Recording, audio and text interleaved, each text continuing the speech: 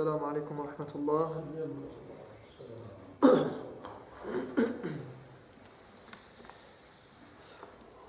طيب, on va commencer Inch'Allah.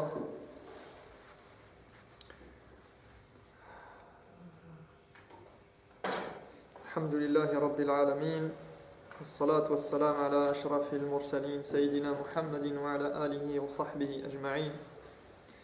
اللهم صل على محمد وعلى آل محمد كما صليت على إبراهيم وعلى آل إبراهيم وبارك على محمد وعلى آل محمد كما باركت على إبراهيم وعلى آل إبراهيم في العالمين إنك حميد مجيد.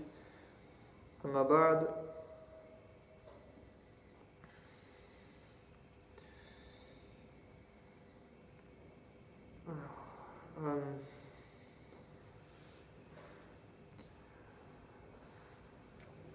alors on était arrivé à la question relative à Ziyarat al-Qubur.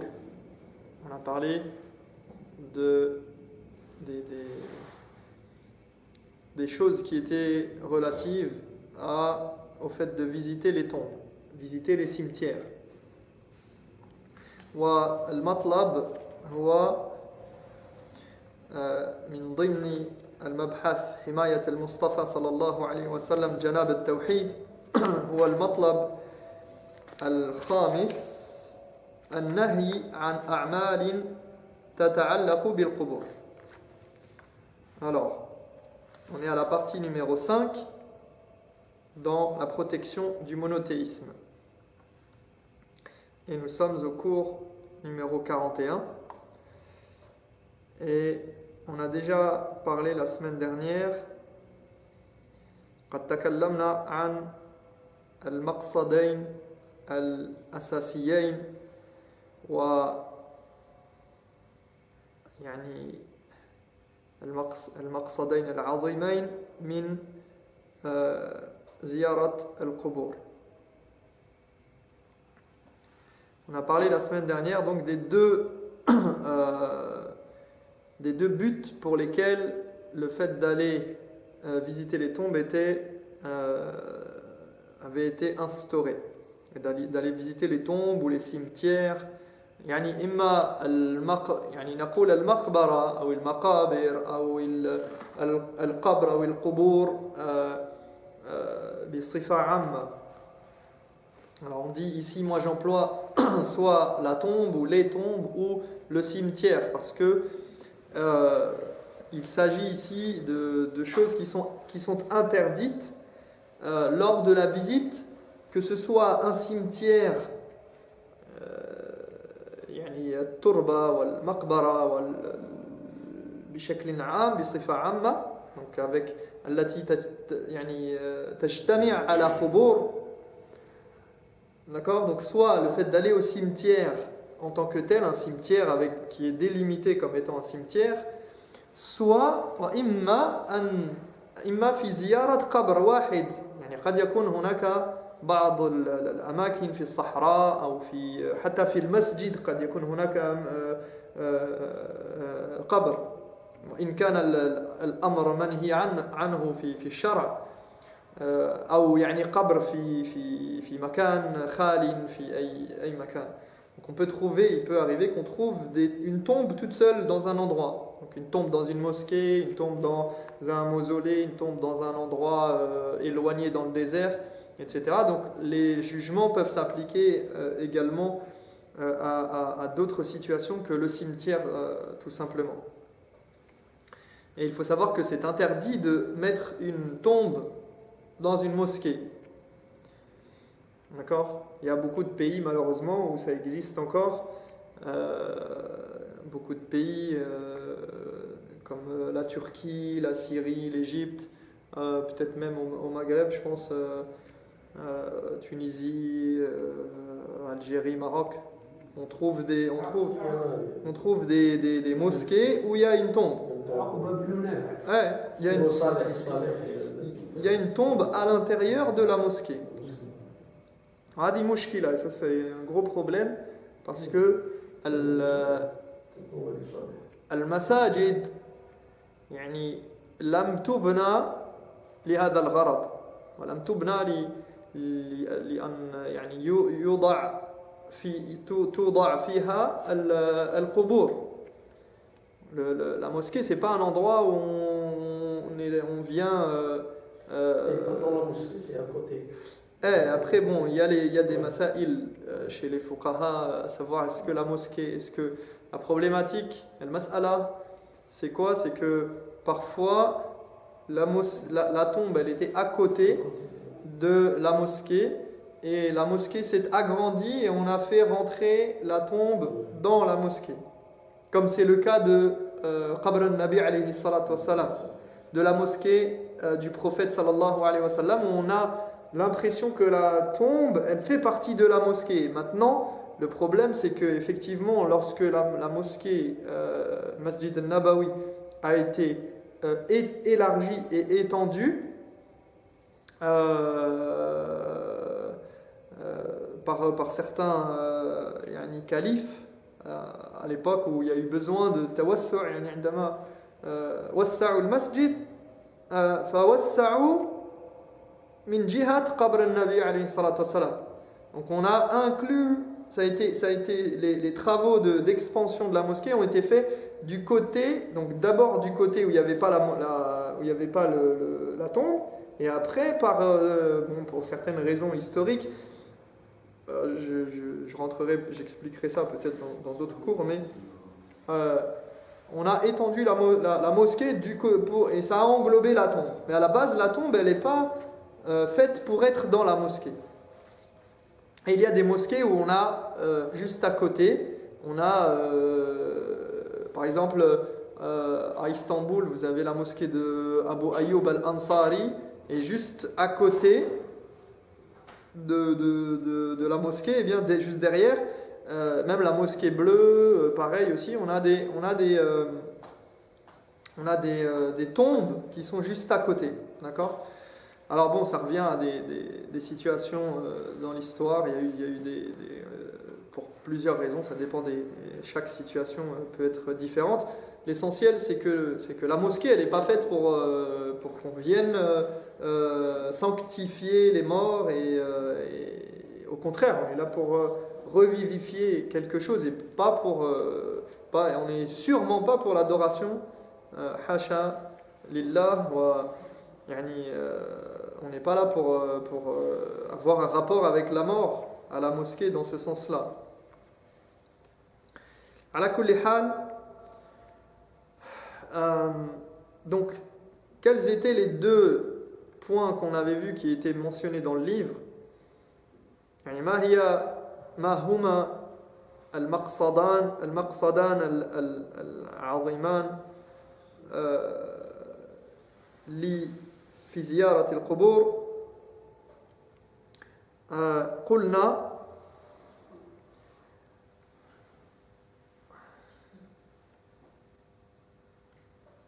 ماذا قلنا؟ لماذا شرعت زيارة القبور في الإسلام؟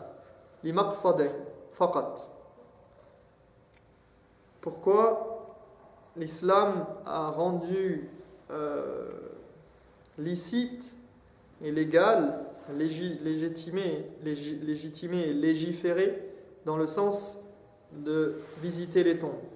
Sachant qu'on a vu la semaine dernière que An-Nabi alayhi salatu wassalam قال كنت نهيتكم عن زيارة القبور فزوروها. Donc le prophète sallallahu alayhi wa sallam, il avait dit quoi au début? Il a dit je vous avais interdit de visiter les cimetières, d'aller visiter les tombes. Donc هنا مسألة يعني سنتكلم عنها ولا بد من التوضيح في هذه الأمور. نعم. الرسول صلى الله عليه وسلم الرجال أو النساء والرجال؟ سنتكلم عن هذا إن شاء الله. هذا مسألة خلافية، يعني فيه خلاف بين العلماء.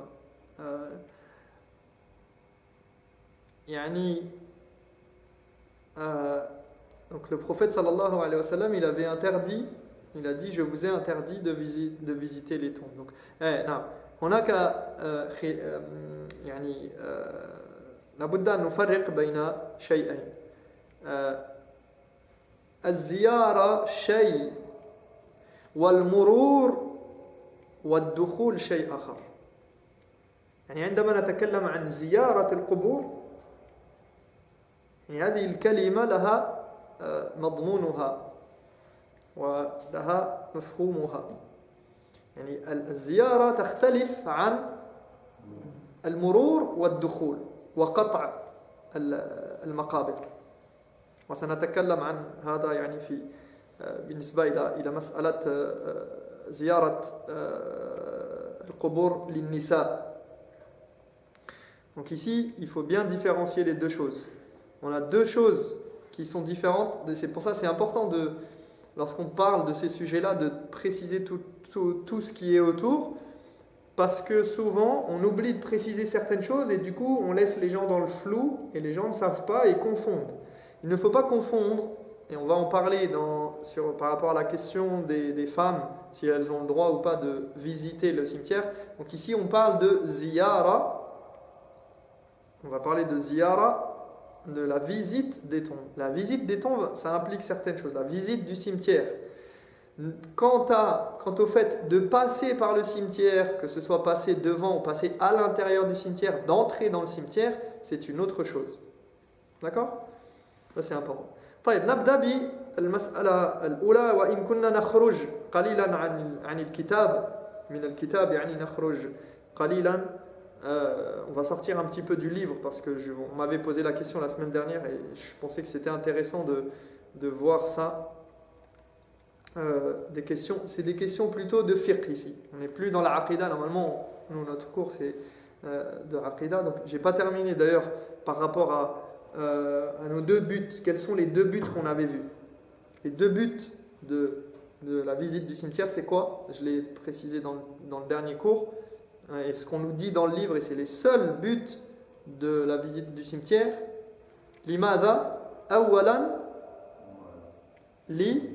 للاتعاظ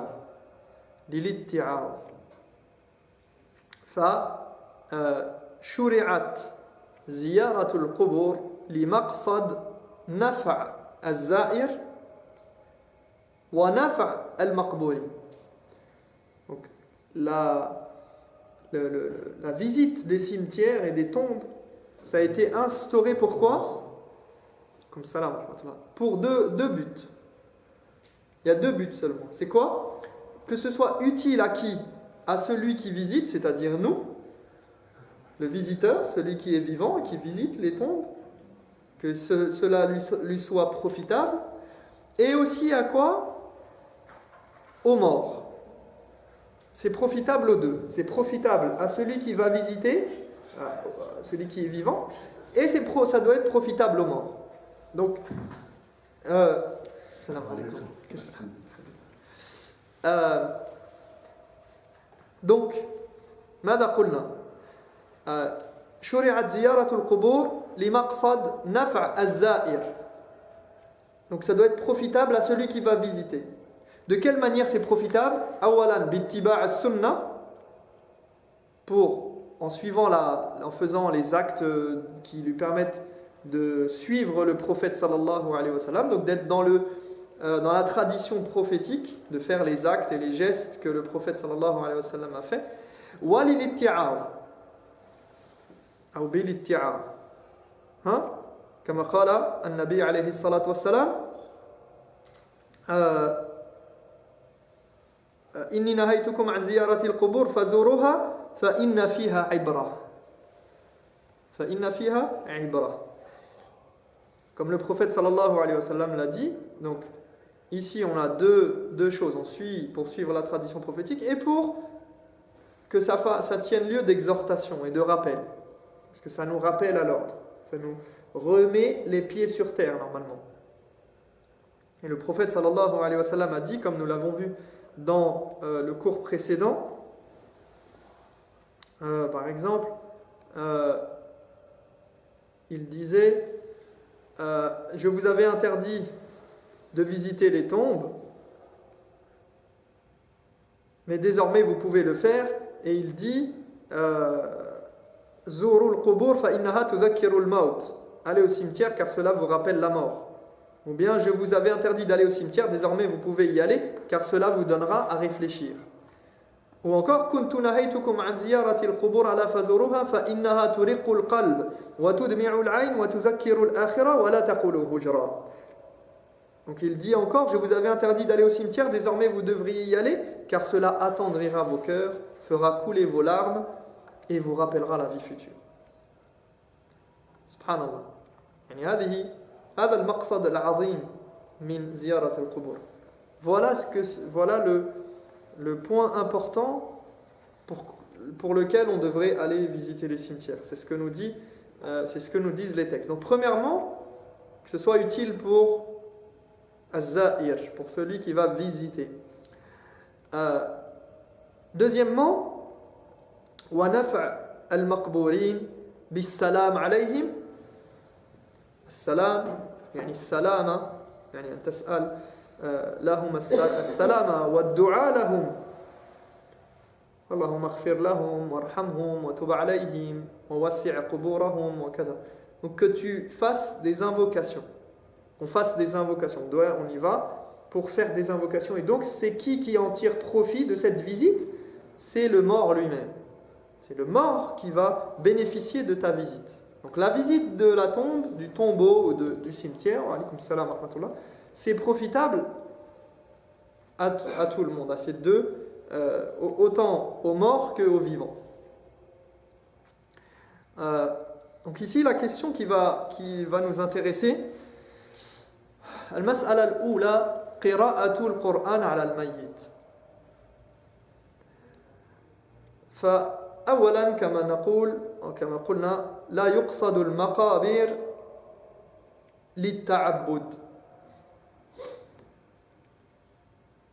Donc ça c'est ce qu'on vient de dire et ça c'est vraiment important à le retenir, c'est la base sur cette question là déjà. Donc là, on ne visite pas les cimetières ou les tombes dans un but d'adoration, pour y faire une adoration, c'est-à-dire on y va c'est une adoration, la visite en elle-même. Visiter un cimetière, c'est une adoration, d'accord, pour Allah subhanahu wa ta'ala. On y va avec l'intention de plaire à Dieu et de ne pas lui désobéir, de ne pas faire des choses qui sont interdites. Donc ici, dans ce sens-là, c'est هذه عبادة بذاتها يعني. ولكن لا يقصد بها بالزيارة التعبد لله. يعني أن تعبد الله في المقابر بشيء بنوع من أنواع العبادات. يعني c'est-à-dire qu'on ne va pas au cimetière spécialement pour adorer Allah, pour faire une adoration particulière, pour faire des prières, pour faire un jeûne, pour faire une sadaqa, pour faire quelque chose. On ne va pas au cimetière dans ce but-là, pour cette raison-là. On y va pour réfléchir, pour se rappeler la mort, parce que le prophète sallallahu alayhi wa sallam y est allé, parce que on fait des invocations pour le mort. D'accord? فهذا هو المقصود الشرعي. والمسألة في قراءة القرآن على الميت متعلقة بمسألة هل يصل ثواب قراءة القرآن للميت. Donc pour répondre à la question de savoir est-ce qu'on a le droit de lire le Coran pour les morts, pour quelqu'un de mort, eh bien il faut comprendre que cette question-là, elle est liée à est-ce que la récompense qui est liée à la lecture du Coran, elle peut être offerte en cadeau aux morts. فماذا نقول؟ Donc ça il y a une divergence chez les ulama. هناك خلاف، هذا مسألة خلافية محضة. جمهور العلماء وعامة العلماء على أن لو أن إنسان عمل عملا صالحا، يعني أي عمل صالح من النوافل، ثم أهدى ثوابه لحي أو ميت، فإنه يصل الثواب إلى من أهدى إليه ذلك العمل. هذا جمهور العلماء، يعني عامة العلماء يقولون إذا عمل الإنسان عملا صالحا وأهدى من النوافل ليست من الفروض يعني الفريضة من الفرائض يعني لو عمل عملا من النوافل وأهدى الثواب لحي أو ميت فإنه يصل الثواب إلى هذا الذي أهدي إليه هذا يعني ذلك العمل. ولكن donc la majorité des savants, la grande majorité des savants dit que si quelqu'un fait un acte, une bonne action qui est parmi les actes d'adoration surérogatoires, bien évidemment, pas les actes obligatoires, puis qu'il décide d'offrir la récompense de cet acte, donc dans son intention, il fait cet acte, et fi niyyatihi an yuhdi ath-thawab. Donc c'est comme s'il avait acquis donc une somme de récompense, et dans son intention, c'est d'offrir cette récompense en cadeau à quelqu'un. D'accord ? Qu'il s'agisse d'un mort ou d'un vivant. Il dit, il fait un acte, il fait des prières, il jeûne, il fait le hajj, et il dit, cet acte-là, j'offre la récompense à quelqu'un d'autre. Eh bien, la majorité des savants disent que c'est permis et que cela, que Inch'Allah, c'est un acte de bien et que cette récompense sera attribuée à l'autre personne.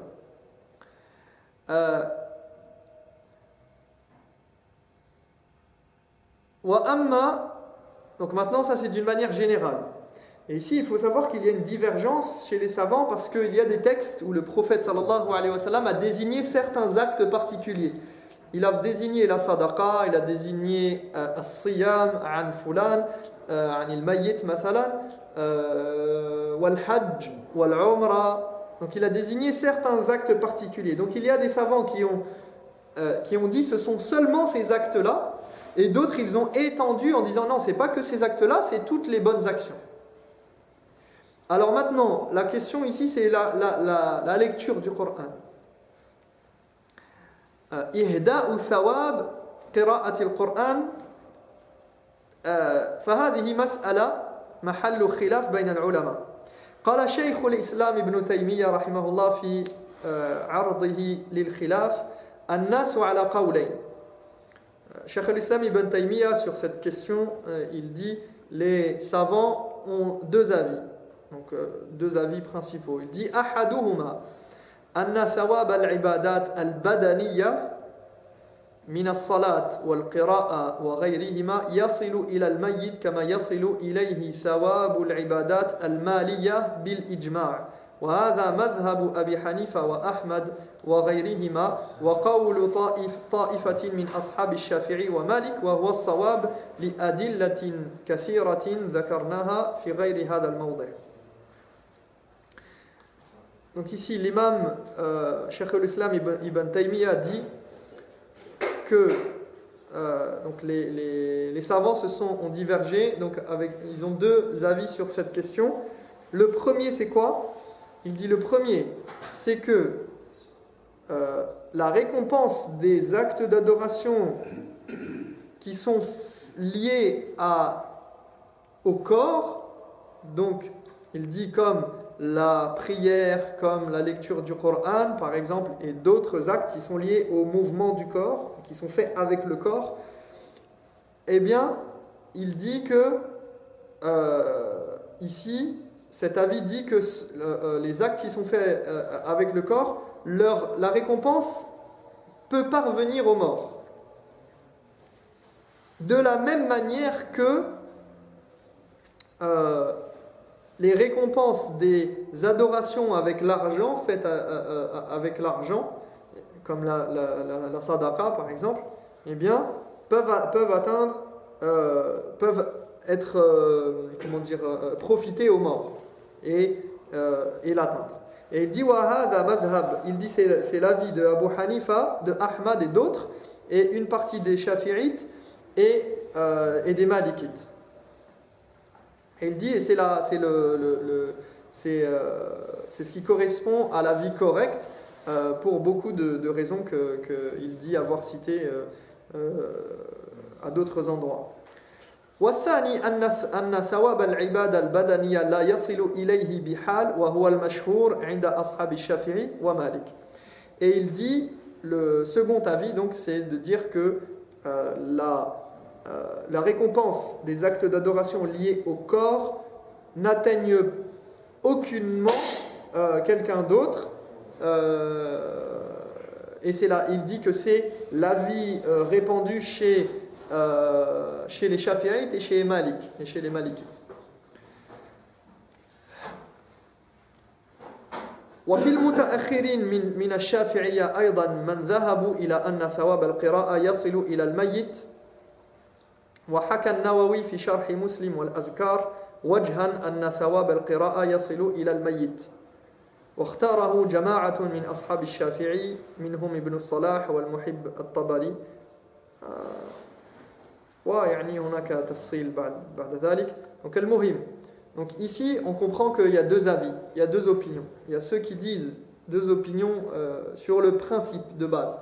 Est-ce que j'ai le droit de faire un acte?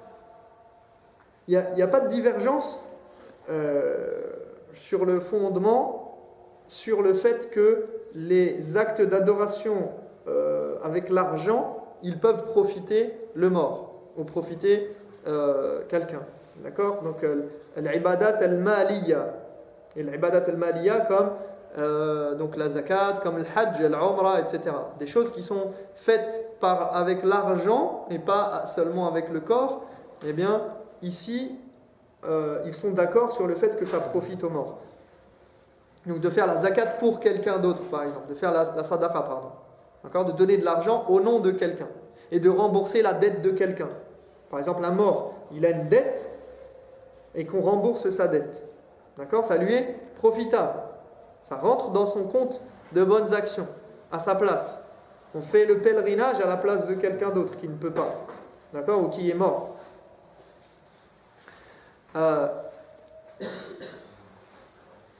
Et il faut savoir que, donc par rapport à ça, à cette question de est-ce qu'on peut lire le Coran ou pas, comme je l'ai dit la dernière fois, succinctement, c'est que donc, l'imam Ibn al-Qayyim, par exemple, dans fi kitabihi ar-Ruh, هو رجح قول يعني رجح جواز إهداء ثواب جميع الأعمال إلى الغير.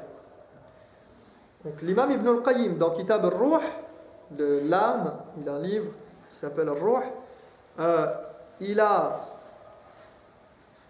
donné la prépondérance à l'avis que c'était permis d'offrir la récompense de n'importe quel acte de bien, quel qu'il soit, donc incluant la lecture du Coran à quelqu'un d'autre.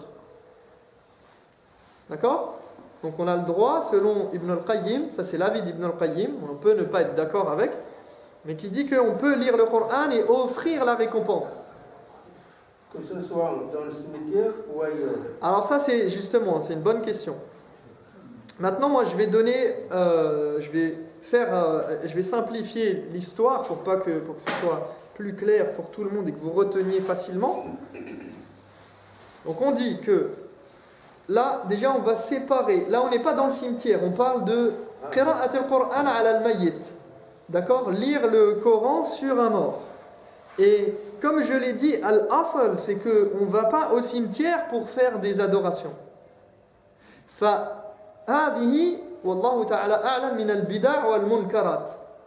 Ça fait partie des actes d'innovation, des innovations religieuses, que d'aller spécialement au cimetière lire le Coran et prendre de l'argent pour lire le Coran pour le mort, comme c'est fait dans certains pays où il y a quelqu'un qui est payé pour 24 heures sur 24 lire le Coran.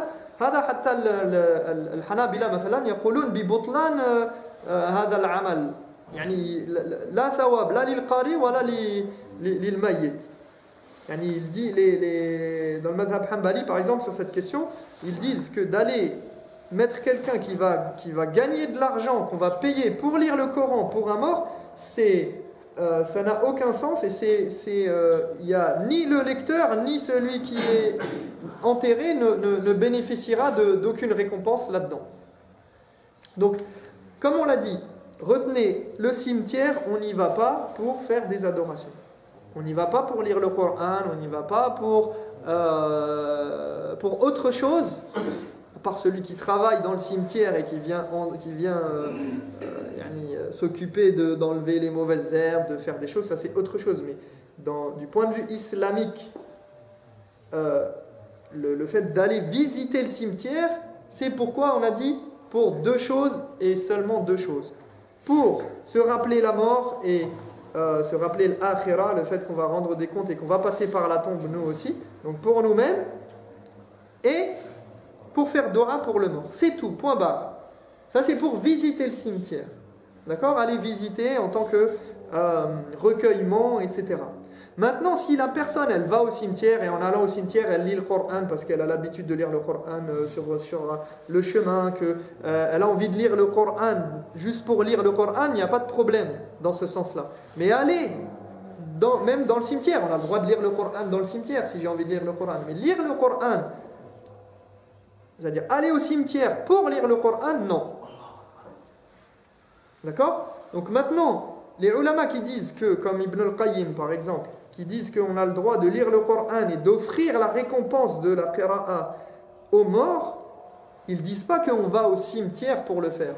Non, tu es à la mosquée, tu es chez toi, tu es à la maison, n'importe où, tu lis le Coran et avec l'intention que la récompense elle aille aux morts. Ça pour ceux qui disent que c'est permis. Comme je l'ai dit, il y en a d'autres qui disent que c'est pas permis, que c'est interdit. Comme on l'a vu, la question c'est de savoir est-ce que le fait d'offrir en cadeau les récompenses d'un acte d'adoration, eh bien ça marche ou pas, d'accord, comme on l'a vu tout à l'heure. Et là vous avez vu qu'il y avait deux avis, et donc ici par rapport au fait de lire le Coran, certains ulama ils font rentrer ça dans la sadaqa, parce que le prophète sallallahu alayhi wa sallam il n'a pas parlé de lire le Coran pour quelqu'un et lui offrir cette récompense. Mais certains ulama ont dit oui, mais il a parlé de la sadaqa, et la sadaqa ça peut englober, si la personne elle le fait dans le sens que c'est une sadaqa, eh bien ça devient une sadaqa. Cette lecture de Coran devient une sadaqa. À la kulli hal, on a donc deux avis. On a le fait de dire que c'est permis, d'accord, le fait de dire que c'est interdit, et il y a certains ulama qui ont dit pour sortir du khilaf, quelque chose sur quoi il n'y a pas de divergence, c'est de faire dua, d'invoquer pour le mort. Alors ils disent, si tu veux sortir de la divergence, tu lis le Coran et tu fais dua et tu dis Allahumma la tahrim ajra hadhihi al-qira'a fulan mathalan. Donc tu dis, en faisant dua, tu invoques pour le mort et tu dis Ya Allah, fait que telle personne ne soit pas privée de la récompense de cette récitation. Non. Comme ça, pas le droit, si j'ai envie d'aller prendre le Coran et de lire le Coran sur la tombe de mon père de la mer. Non. C'est pas Adi Minal. Non. Collection de ce que soit sur la tombe. Non, comme on l'a dit, c'est le cimetière, il n'est pas fait pour aller faire des adorations. L'intention, c'est pas. Oui, mais justement, le problème, c'est que ça se transforme en innovation après, et les gens. Oui, c'est l'intention qui prime. Oui, mais c'est pas justement le cimetière, il est fait pour deux choses. Simplement, ziyarat al-qubur, comme on a dit, il n'y a que deux raisons pour lesquelles on peut aller visiter les cimetières. C'est soit se rappeler la mort, soit faire dua pour le mort. Mais autre chose parmi les actes d'adoration, non. Par exemple, parce que dans ce cas, c'est quoi? Oui, mais c'est qui font une lecture de Coran. Oui, mais justement, c'est là la question, c'est que la lecture du Coran, c'est une adoration. Pourquoi dans ce cas-là, on peut faire 2 rak'at alors, ou 4 ou 10. On peut aller sur le cimetière et jeûner. Je viens jeûner spécialement en restant au cimetière. C'est le fait que C'est le fait- cimetière, c'est le fait d'aller- sur un mort, parce que le mort, il est pas enterré, c'est à la maison, il y a quelque chose de courant. Donc Non, c'est le fait d'aller au cimetière dans ce c'est le fait but. d'aller au cimetière. Voilà, d'aller dans le cimetière ou voir une tombe avec cette intention-là. C'est ça qui pose problème. D'accord? C'est le fait d'y aller pour ça. Parce que c'est vraiment le cimetière lui-même. Donc, il faut retenir ça, c'est que aller au cimetière, on ne va pas au cimetière pour faire des adorations. Et la lecture du Coran, c'est une adoration. Au même titre que, c'est-à-dire que c'est C'est pas l'intention d'aller au cimetière pour lire le Coran, l'intention c'est aller visiter le mort, et donc il en profiter pour aller quelque chose sur les. Oui, mais justement, ça rentre dans le même cadre. C'est l'abstraction du cimetière. Si je fais abstraction, je suis dans le cimetière. Oui, mais comme les gens, après, ils vont spécialement après dans ce but-là, tiens, je vais aller lire Surat Yasin, je vais aller lire à mon père parce que j'ai envie de lui offrir. C'est plus pour se rappeler la mort, c'est pour lire, et pas pour faire dua spécialement pour lui, même si c'est inclus, et je comprends bien يعني وجه الاستشكال في المسألة لكن ici justement c'est pour bien différencier. Et là on revient maintenant à la mas'ala de départ, c'est est-ce que j'ai le droit d'offrir maintenant cette lecture ou pas.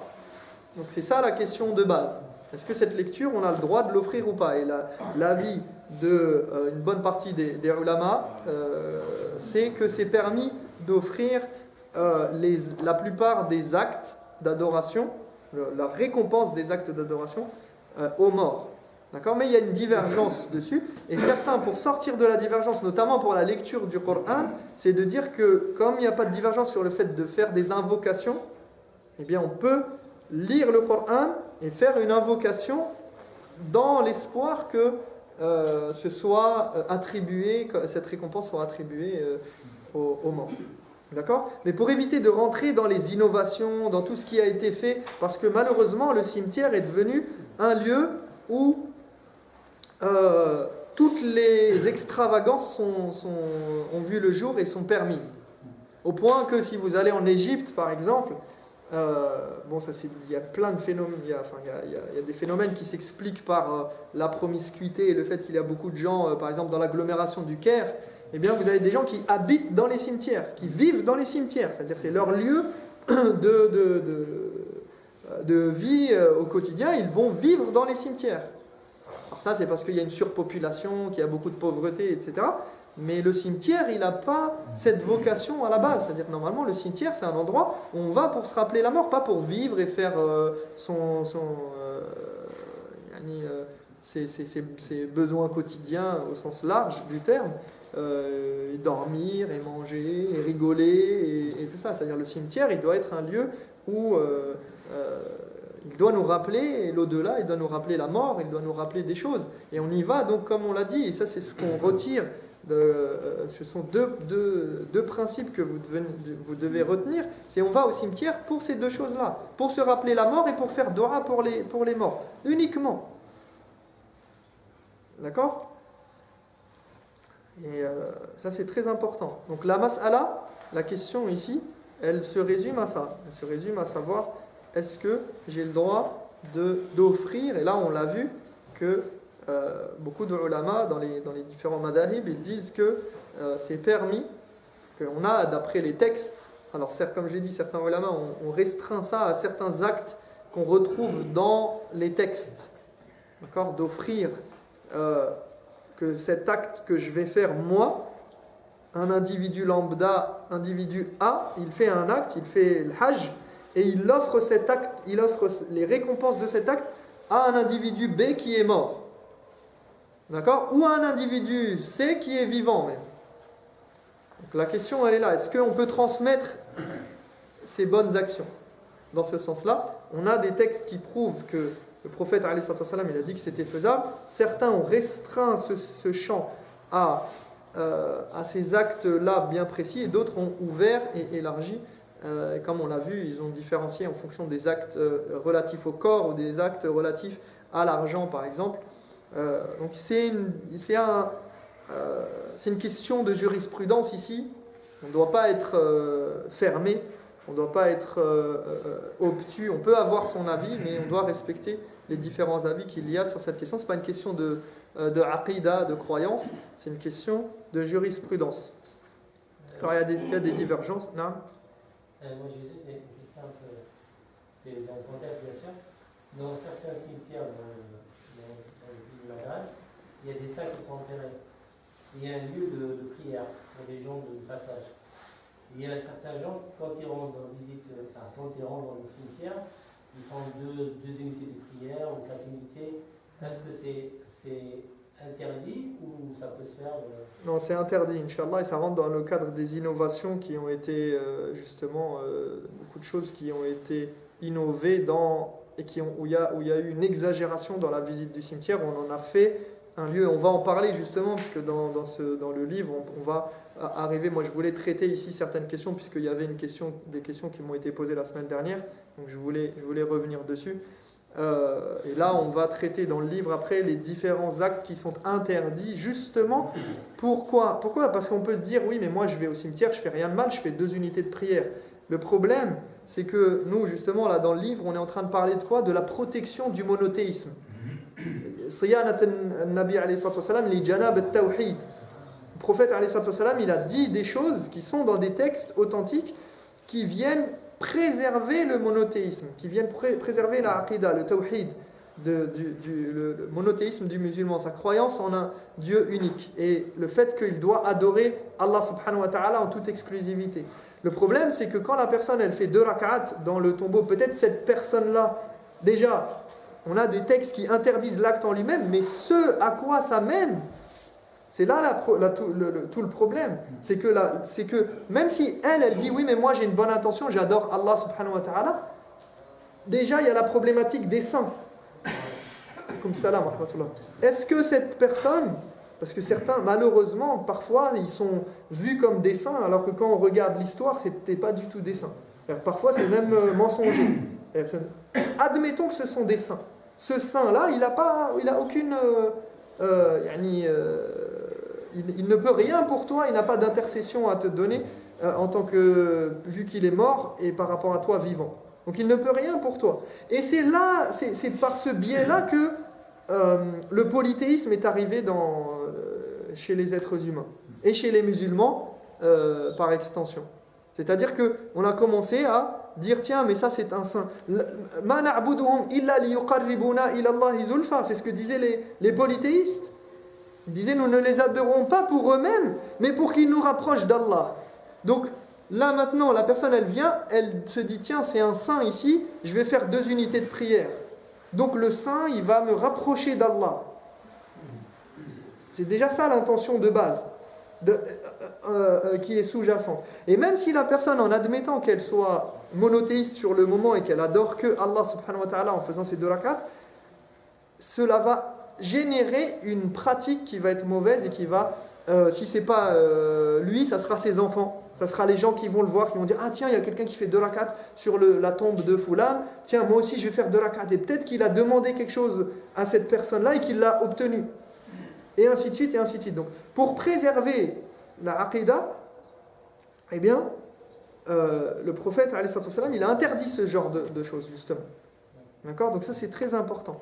Et encore une fois, c'est pas parce que les gens le font et que tout le monde le fait et que c'est hada al-amr sha'i' fi biladina, yani lil asaf shadid, mais c'est pas parce que c'est quelque chose que tout le monde fait et que c'est propagé dans nos pays que il faut, je dis nos pays, les pays musulmans, il faut que, c'est pas pour ça qu'il faut le faire et que ça justifie, que ça légitime toutes les choses. Non, au contraire. Justement, c'est-à-dire que on a envie de dire à la personne pourquoi tu as envie de faire 2 rak'at à cet endroit, à ce moment-là.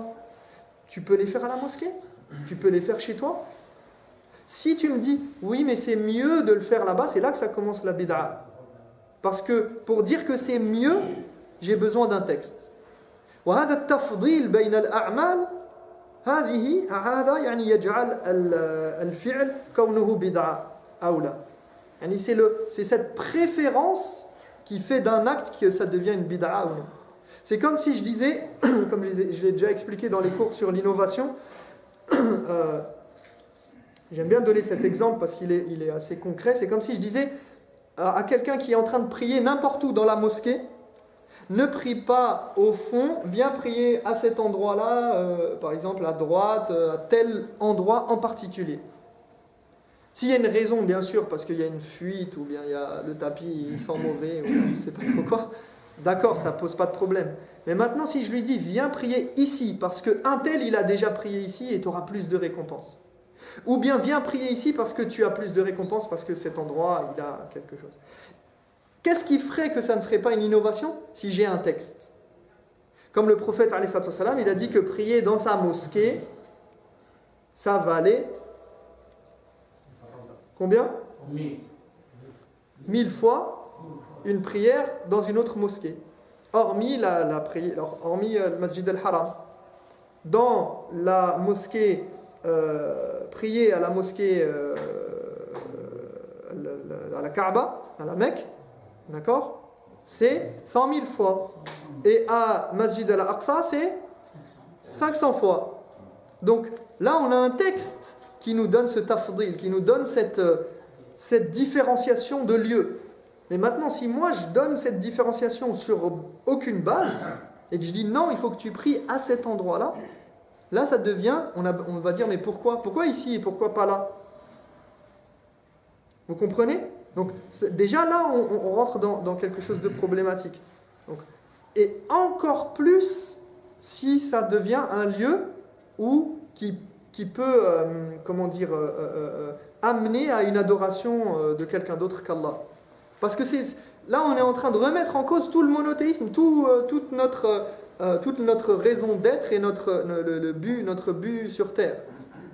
Sans même s'en rendre compte, en pensant faire le bien. D'accord? Non? On peut poser des questions là. Pardon? On peut poser des questions. Fadal, si c'est pas trop long, on va essayer de... Non, c'est une question. Non. Quelqu'un qui a un tawassul, qui fait du tawassul, qui fait de raka'a, comme tu dis, à côté d'un awliya salihin, confirmé ou pas confirmé, est-ce que il est considéré comme mushrik ou pas? Ça c'est une question. Oui, je sais, je ne suis pas... ta réponse, Tu m'as dit une question simple, hein. C'est ta faute. Mais c'est important, parce que non, qui dit mushrik, qui dit le problème aujourd'hui dans la communauté musulmane, qui dit mushrik dit takfir dit safe. Voilà. Là, la question, je voulais mais là, tu as fait un résumé. T'as fait un... historique. Oui, mais ça, c'est bien. Quelque part, c'est une bonne question dans le sens où je vais... vu que le prochain bab, je vais t'inviter à suivre les cours prochains, parce qu'on va parler de tawassul juste après avoir terminé ces questions-là. Donc le tawassul déjà, donc, à savoir est-ce que ici, après on va préciser par rapport à la question. Ça je vais en parler parce qu'il y a un khilaf chez les ulama sur la question d'être à côté de la tombe, etc. par rapport à certains actes. J'en parlerai, c'est une très bonne question, mais ce qui va m'intéresser ici, c'est le raccourci que tu as fait et qui existe dans la tête de certaines personnes. Je ne dis pas que c'est dans ta tête, mais c'est un raccourci qui est dangereux. Encore une fois, nous, quand on étudie les questions de aqida, ou même de fiqh d'ailleurs, mais surtout de aqida par rapport à ce qui est la question de mécréance et de polythéisme, il faut bien avoir en tête, on le répétera jamais assez parce que ça fait beaucoup de dégâts dans la communauté musulmane à l'échelle internationale et même à l'échelle nationale, c'est les raccourcis et le fait de juger les autres. Nous, on n'est pas là pour juger les autres et apporter un jugement sur quelqu'un par rapport à ses actes. On juge les actes et non pas les personnes. C'est-à-dire que, et non seulement on juge les actes, mais on juge d'une manière théorique générale. Ça veut dire que quand on vient et qu'on dit, quand les ulama disent, et d'ailleurs malheureusement peut-être qu'aujourd'hui, c'est pour ça que certains ulama, ils essayent de revoir la manière, c'est-à-dire des fois la manière dont c'est exposé. Par exemple, dans les livres de Aqida, souvent on va voir que on va nous dire celui qui fait ça, il est mushrik, celui qui fait ça, il est kafir, etc. Le problème que ça pose, parce que eux les ulama, quand ils disent ça sous cette formulation-là, c'est pas pour juger chaque individu et que ça soit appliqué à chaque personne qui rentre dans cette case-là. C'est pour dire, en fait, ça signifie quoi? Ça signifie, celui qui fait ça, il a commis un acte des polythéistes. Mais lui-même, parce que maintenant ce qui se passe, c'est que la personne, elle lit ça, elle dit A plus B égale C. Ah, elle voit chez quelqu'un A plus B égale C. Comme tu as dit, acte de mécréance, acte de polythéisme, égale polythéiste ou mécréant, égale jugement relatif à cette personne et je dois tout de suite me positionner face à elle. Donc qu'est-ce qu'elle a fait? Elle a pris un texte général et une règle édictée dans certains livres, d'une certaine manière, pour un public averti, et elle l'a collé à une situation sans même savoir si ça collait vraiment à cette situation, parce que parfois il y a des khilafs, il y a des divergences, des fois ça décrit une situation bien précise et lui il l'a collé à quelque chose, soit sans savoir vraiment ce qui s'est passé, soit parce que parfois c'est aussi comment on appelle ça, par haine envers cette personne ou par mauvaise opinion ou peu importe. Et ensuite, il est directement allé au jugement par contumace. Il n'a même pas besoin d'être là. Il le juge directement. Il est passé de la case théorie à la pratique s'il pouvait appliquer le jugement, il l'appliquerait directement. Et ça, c'est un gros problème dans la communauté. Qui c'est qui t'a donné cette autorité pour être le juge sur les gens? On ne t'a pas demandé d'être juge déjà des gens. On ne doit pas juger les gens. Ça passe devant pour tout ce qui est mas'alat. Ça, c'est très très important. Le takfir d'une personne, qui que ce soit, pour faire l'excommunication de quelqu'un de l'islam, quelqu'un qui dit la ilaha illallah et le sortir de l'islam, dire que c'est un polythéiste ou un mécréant, donc qui a des jugements particuliers, ça doit passer devant un juge compétent. C'est-à-dire que cette personne, elle passe devant un juge, elle est jugée par rapport à des actes, on lui explique son cas, on lui explique que ceci plus cela, ça c'est très grave et que ça donne ça, et après tout un tas de discussions avec la personne et tout ça, et après un certain temps, là, les juges compétents, ils vont pouvoir juger de cette personne, de son statut, etc. Et ce qui est applicable à cette personne, c'est encore bien plus loin, parce qu'on n'est même pas dans l'application d'un jugement relatif à, de l'application de ce qui découle de ce jugement. D'accord? Ça, c'est encore une autre étape bien plus très loin de nous, en tout cas. Donc c'est une chose d'avoir la théorie. D'ailleurs, Cheikh al-Islam Ibn Taymiyyah, il a bien décrit ça. Ça, c'est très important par rapport aux grandes sectes, par exemple, qu'on a, par exemple, comme les chiites, disons. D'accord? Leur croyance, la croyance chiite, ce qu'il y a dans la croyance chiite, c'est de la mécréance pure et dure. D'accord? Il n'y a pas de mécréance. Derrière ça, au-delà de ça, on ne sait pas ce que. Plus mécréant que ça, c'est difficile. D'accord? Dans la croyance, les fondements de la croyance des chiites, c'est de la mécréance. Parce qu'ils attribuent des choses. Je parle pas donc là maintenant, je parle pas des individus lambda. Je parle de quand on regarde les livres et qu'on lit ce qui est dit dans les textes et leur manière de voir. Ça n'a rien à voir avec l'islam. Mais maintenant, comme l'a dit Cheikh al-Islam Ibn Taymiyyah, il a dit l'individu lambda, on ne peut pas le juger qu'au cas par cas. Et c'est pour ça que quand vous allez voir une question, par exemple, qui est posée aux ulama, est-ce que ma fille peut se marier avec un chiite? Ils ne disent pas non d'emblée. Ils disent, est-ce qu'il dit ça sur les sahaba? Est-ce qu'il croit en ça? Est-ce qu'il dit ça ou il dit ça? C'est toujours la même chose. Il y a une différence entre ce que je prétends et prône et ce que je suis. Parce que peut-être comme quelqu'un qui dirait je suis musulman, moi. Pourquoi il est musulman? Parce que ses parents ou ses grands-parents, ou il a quelqu'un de sa famille qui est musulman et ils sont musulmans dans sa famille. Mais lui n'a rien à voir avec l'islam. D'accord? Il est juste musulman de nom, par exemple. D'accord? Donc, il y a une différence entre ce que je prétends être et ce que je suis réellement. Je peux dire que je suis tel et tel et tel, comme si je venais et je disais je suis pieux. porte une chéchia, c'est écrit Muttaqi, masha'Allah. D'accord? Hein? Ce que je suis, c'est peut-être différent de ce que je prétends être. C'est aussi simple que ça. Comme quelqu'un qui se dirait, qui dit, je sais pas moi, champion du monde de karaté, et quand on regarde dans les faits, il sait même pas, connaît rien du tout à ce sport. D'accord? Il peut prétendre ce qu'il veut, mais ce qu'il croit en lui et ce qu'il est au fond de lui, c'est autre chose. Donc nous, parfois, les gens s'attribuent s'affilient à quelque chose en étant en totale contradiction avec cette chose-là. Et Cheikh al-Islam ibn Taymiyyah, parmi les ulama qui ont parlé de ces sujets-là, ils ont bien différencié, il faut bien différencier entre le jugement qu'on attribue à un groupe dans son ensemble et à chaque individu qui compose ce groupe-là.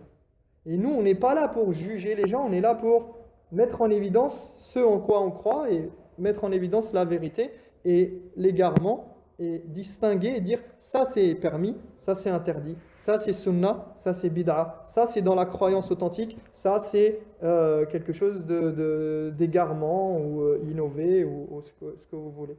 D'accord? Mais on n'est pas là pour dire, on dit ça c'est grave, ça c'est pas grave, ça c'est entre les deux, etc. Mais on n'est pas là pour juger les gens et dire on est assis comme ça et puis lui il passe, mouchrik, kafir, et on juge. Et surtout, quand il s'agit de savoir ce qu'il y a dans les cœurs. Est-ce que la personne, parce qu'après, il y a une question qui est très importante, c'est l'udhr. Hal al-insan ma'zour bijahlihi mathalan. Il y a des livres entiers sur, et je vais m'arrêter là, Inch'Allah, pour ne pas faire trop long, mais je sais que c'est un sujet sensible et c'est un sujet très important aujourd'hui. C'est quand est-ce que la personne est excusée ou excusable pour son ignorance, par exemple. Et ça, on ne peut pas répondre comme ça en une seconde. Il y a des khilaf, il y a des divergences sur ces questions-là. À quel moment ça commence? Qu'est-ce que c'est l'ignorance? Est-ce que la personne a été capable de connaître ça ou non? Est-ce qu'il y a eu le hujja, bayan al-hujja, iqamat al-hujja? Est-ce que la preuve, elle lui a été apportée? Est-ce qu'on lui a expliqué les choses? Est-ce qu'il a pu comprendre? Est-ce qu'il était en mesure de comprendre? Etc.